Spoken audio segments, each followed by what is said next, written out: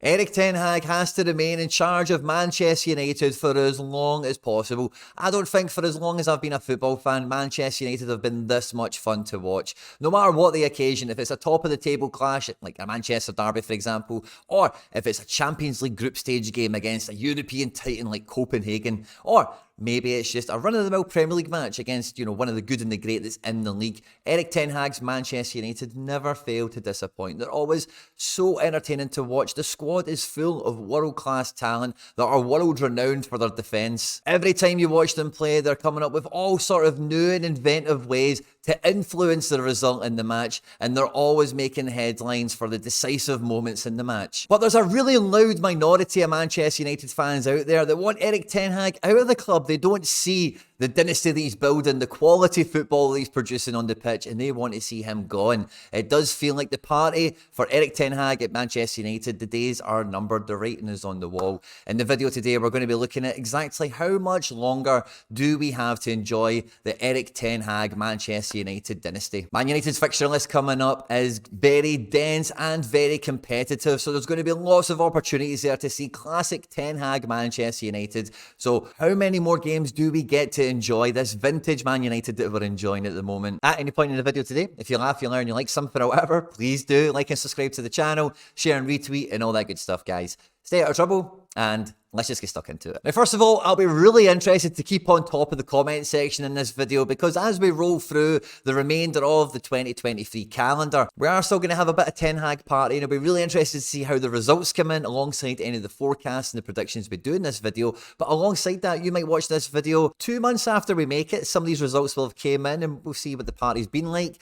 And as I say, I'm going to be really interested to keep on top of the comment section in this video. But for you guys that are catching this as soon as it comes out, what I'd be really interested to see from the first bunch of comments that we get in is, when do you think will be Erik Ten Hag's last game in charge? When will be the final time we have the Ten Hag party? The first game on the horizon for Ten Hag and Man United post Manchester derby is a home game in the EFL Cup, the Carabao Cup, to Newcastle United, but Newcastle themselves have got a horrible injury crisis, and it's pretty easy to imagine that Newcastle are not going to be going into that game at full strength. This could be an easy W for Ten Hag. We could see some classic Ten Hag ball where they get that result where they just keep the party going just that little bit longer. Qualification to the next round of the Cup would be great, of course, for the Ten Hag party, and then we would be rolling into an away match against Fulham in the league, quickly followed by an away trip to Copenhagen and an away trip to Denmark for the fourth game in the Champions League group stage, and that quick back-to-back double-header after maybe a nice morale-boosting victory in the Cup against Newcastle, potentially. Let's see how it all shakes out in the end. Extra time penalties feels like something that could be on the menu. Fulham are not shy at going forward, especially at home. They will go toe-to-toe with anyone,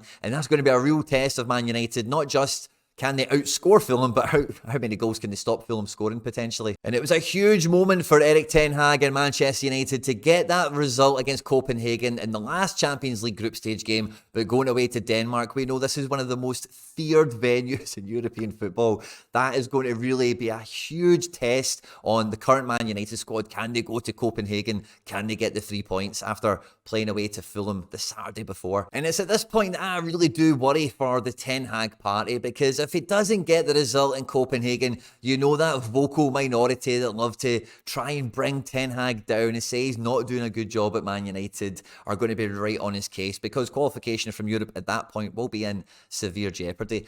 Playing Luton is always a good bit of medicine for those kind of murmurs when they're going around. So if he can survive long enough to Luton, we might get another one of those easy W's, those easy wins that just keeps the Ten Hag party going that little bit longer. But it might be Sean Dyche's Everton in the following game that really might be the line in the sand moment, because once you play Everton, you're then getting into a period of playing 9 games in 33 days or something like that. That includes away to Galatasaray and at home to Bayern Munich, but not just that. In the league, this includes matches away to Newcastle and Liverpool, at home to Villa, at home to Chelsea, and a wee away trip there to West Ham, amongst a bunch of other fixtures that could cause a lot of repercussions for the rest of Manchester United's season. And if Ten Hag isn't getting the results in that period there, or if the vocal minority minority believe, and they can convince the club to believe that Ten Hag isn't the man to get those results, then the Ten Hag party might not get into that crucial juncture of the season. But I think if Man United were to be changing their manager,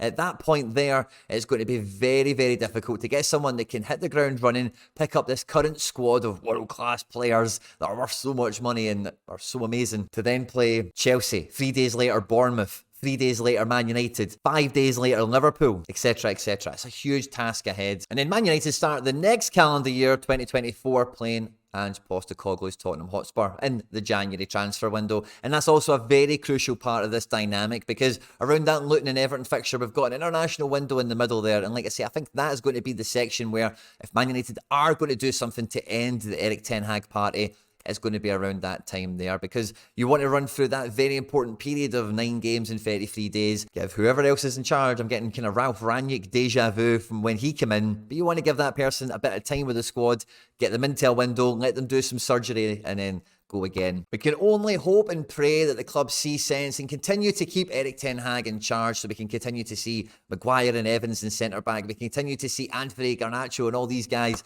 Rashford especially, continue to play every single week for Man United. But all this could mean absolutely nothing if they cannot beat Newcastle in the Cup this week. With everything at Manchester United at absolute boiling point, I believe, certainly at least anyway, an injury-stricken Newcastle will be coming to down, highly weakened. If Man United don't get the job and keep that cup run alive, everything at the club might just overspill and there might just be enough, and the Ten Hag party might even end this week. We can only hope and pray, guys, that the Ten Hag party goes on for as long as absolutely possible. I hope you've enjoyed this video. On screen there now is some other stuff that I've made that YouTube thinks you might enjoy. Jump into the comment section and let me know, when do you think will be the last game for the Ten Hag party. Don't forget to like, subscribe, share and retweet, and I'll catch you on the next one.